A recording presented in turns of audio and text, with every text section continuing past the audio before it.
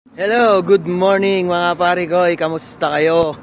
At isang napakalamig na umaga na naman ngayong araw. Ayan ang aking mga kasama. Si Aldrin, Narciso, tsaka paring Kupo. Yelo naman ang hawak ni pare Aldrin Lamig no? Woo! Grabe. Partners! Oy! Good morning! Grabe, lamig. Partners, ano? Grabe mukha yan. Woo! Masiso. Grabe, yelo na yung paligid natin, mga bubong. Kita nyo, sobrang di pa rin nag-i-snow. Inaantay nga namin pero sana itong mga darating na araw para maranasan muna bago makauwi.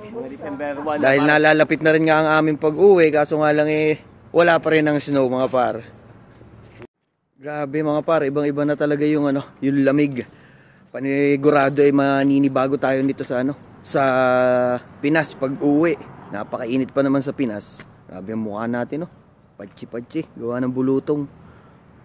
Konting kimbot na lang at makakauwi na nga, pero hindi pa kami binibigyan ng ng tamang date kung kailan talaga. Kasi nga ang visa namin hanggang 8. Ayaw pa nga sabihin magdi-December na. Kaya ito, pasok lang kami ng pasok, di sa mga susunod na araw, di bago ba mag-8, di ayun, makakapag na uuwi na.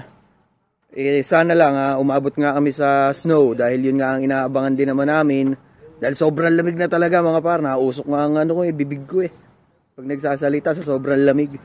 Kaya sana naman umabot, yun lang ang hiling din ng karamihan sa aking mga kasama. Kahit na na-experience na namin, iba pa rin talaga yung aabot pa rin kami para basta nakakatuwa lang yung snow, parang ibang klaseng experience siya para sa akin. At pati na rin sa mga kasama ko, kaya sana umabot kami bago umuwi.